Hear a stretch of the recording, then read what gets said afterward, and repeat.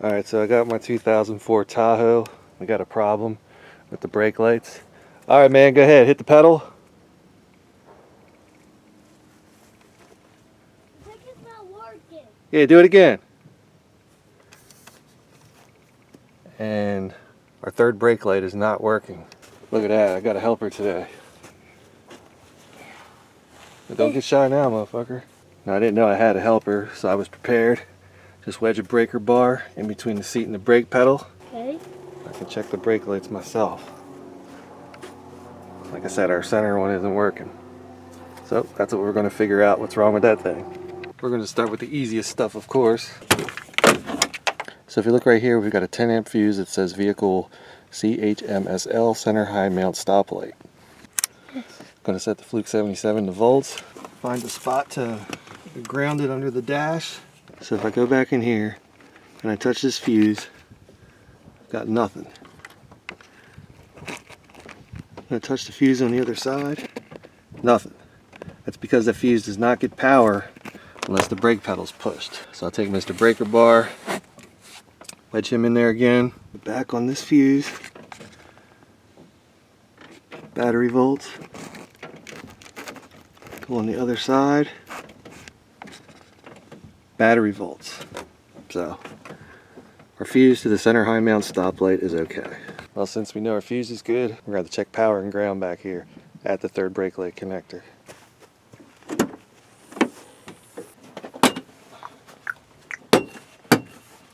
Can't see. Nothing crazy about this piece, just a whole bunch of clips. Looks like there's a push pin here that holds the headliner up. Up, way up there, we've got the connector for the third brake light. Just so I don't tweak the headliner. I'm trying to test the crap. Might just pop these panels loose. Here. Whoa. Whoa. It's okay. So we've got two wires here. We've got a light blue and a black. The light blue is the power to the light and the black is the ground. On the other side of that connector, it changes blue to yellow.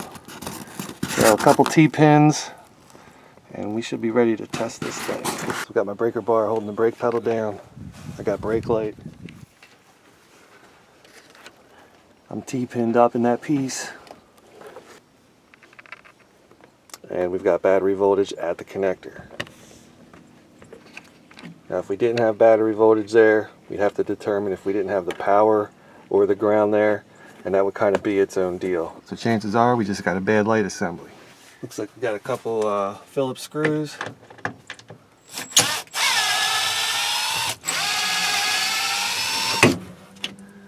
Don't lose it. Okay. Oh. It's not coming down. I hope these guys are going to be able to see this. All I'm going to do is put a little pocket screwdriver back in here.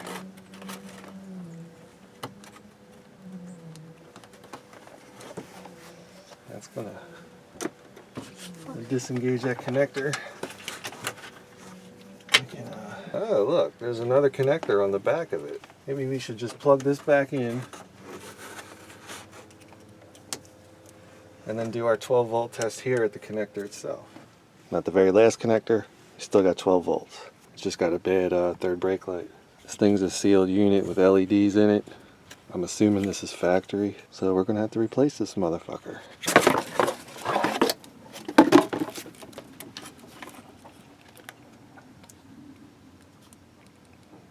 Looks to be the same thing.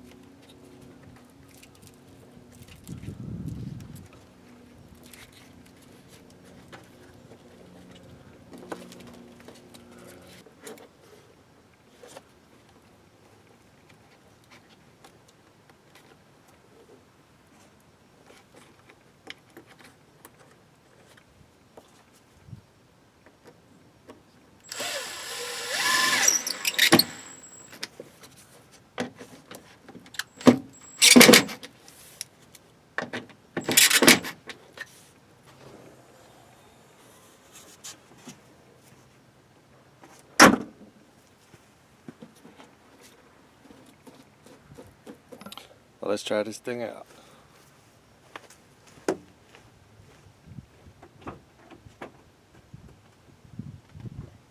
Third brake check.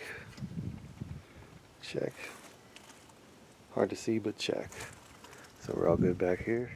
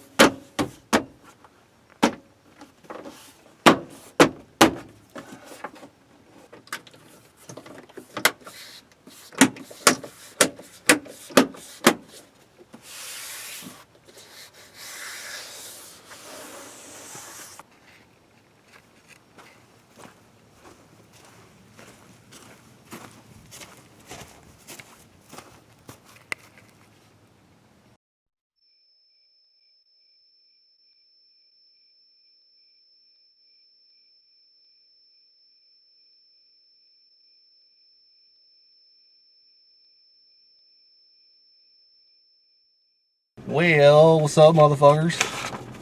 Hope y'all had a great holiday and a happy new year and all that shit. I think this is probably going to be my first video of 2018.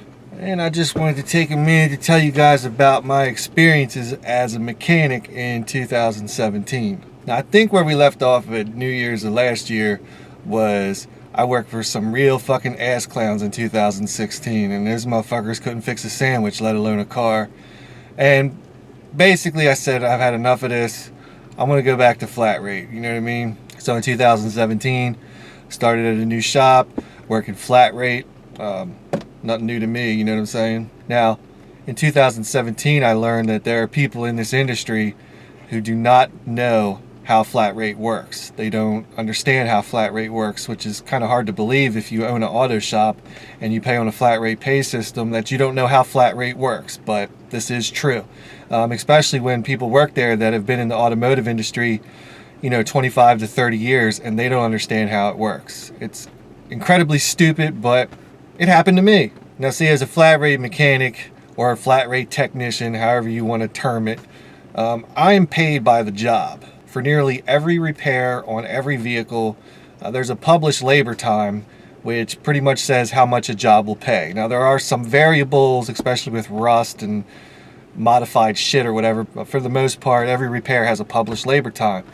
For instance, I had to put a radiator in this, I'm going to throw up a picture or whatever, this Captiva, I don't know how you say it.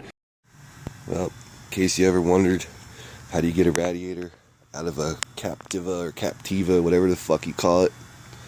It's a little involved. Looks a little bit involved. This job, by the book, paid 2.2 hours. I was paid 2.2 hours to replace it. Now, if it took me 1 hour to do it, I still got paid 2.2 hours. If it took me 4 hours to do it, well, I still get paid 2.2 hours. That's how flat rate works. Basically, I'm contracted to do what the repair order states, and the repair order stated to replace the radiator. So I pull the car in, take all this shit apart, put a radiator in it, fill and bleed the system, and take it for a ride. Everything's cool, and pay 2.2 hours, on to the next. No big deal, you know what I'm saying? But that's all I'm contracted to do. I am not contracted to do any other work to the vehicle. Now, me personally, if something safety related's going on, like the tires are showing cords, or something, like that, obvious, something that can leave somebody stranded, and it doesn't take me any time to look at it, I'm going to say something, because people need to be aware that their vehicle's unsafe. But outside of that, I'm only contracted to do what the repair order says. That means there's no add-ons after the fact. So I get the repair order, replace radiator, that's all I'm doing. Now, one of the most common things that people bring their car in for is to have the vehicle serviced, just a routine oil change, you know what I mean? That's where a lot of times they want to slip something in on you. I'll get my next job, just change the oil on it, I'll go outside to the car, and the customer will be kind of hanging out by the car and say, oh, by the way, when you get in there, can you look at this, whatever it is? And I say, no, you have to talk to the service advisor.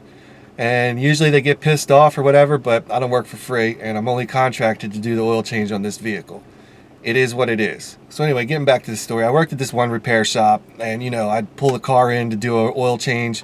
I'm only getting paid 24 minutes to do it. I'm going to get it in, I'm going to change the oil, and I'm going to get it the fuck out, and that's all I'm going to do. So when you got people that aren't really associated with you doing this job coming over and saying, when we bring a car in here, we want to clean all these leaves out of the cow. And I say, no, I'm not cleaning leaves out of the cow.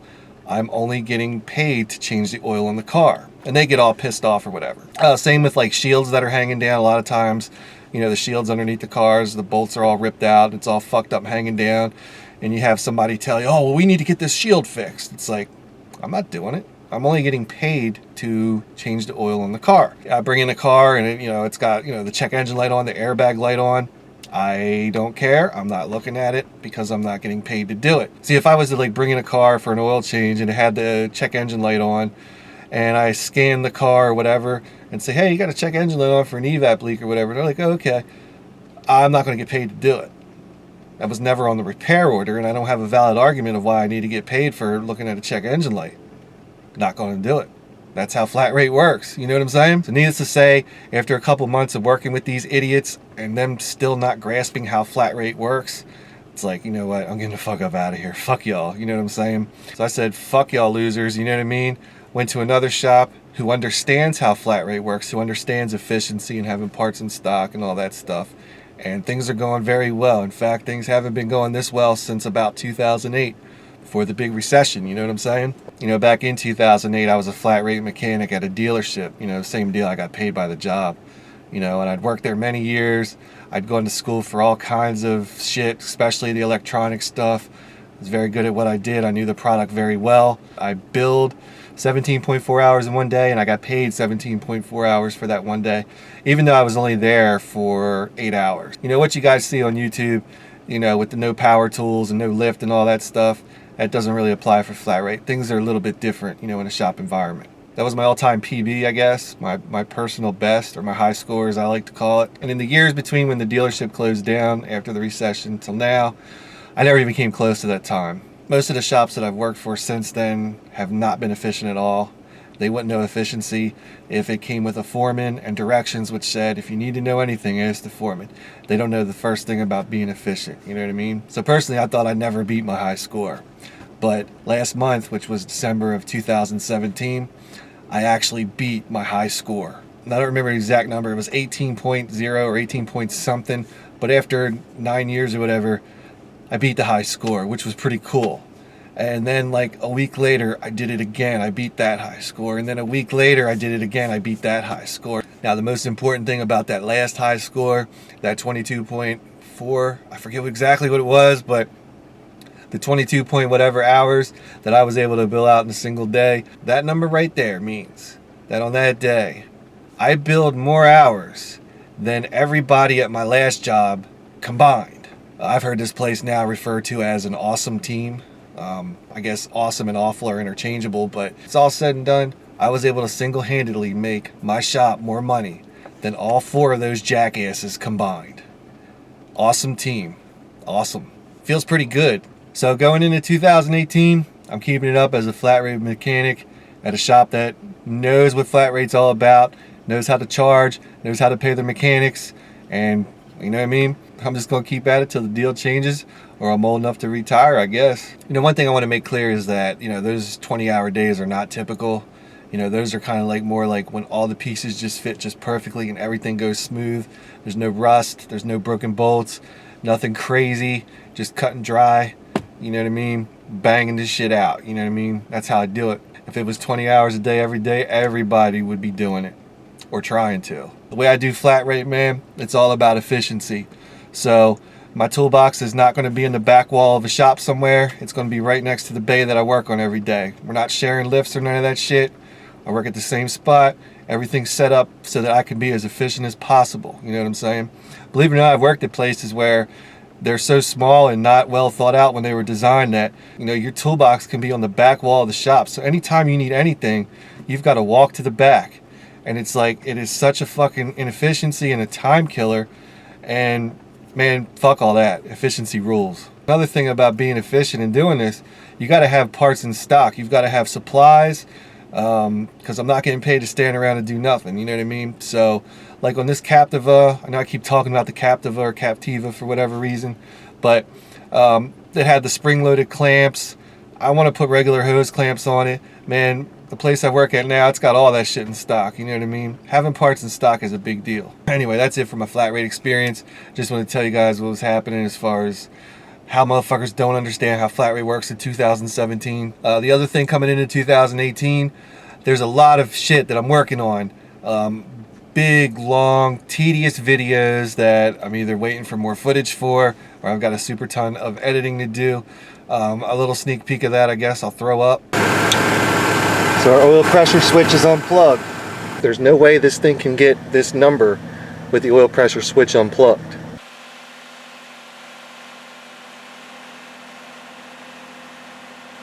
Check engine lights on my wife's 2004 Tahoe. Let's see what the fuck is going on here, man. Alright, so bank 1 lean. Looks like it has a pass and failed history. Bank 2 lean with a pass and failed history. Coming up on how to fix brake lines fast and easy. We're gonna do this in about 5 minutes. And then all of a sudden, man, her total fucking tone changed. Oh shit. And she was like, I think that's something that I can get my husband to do.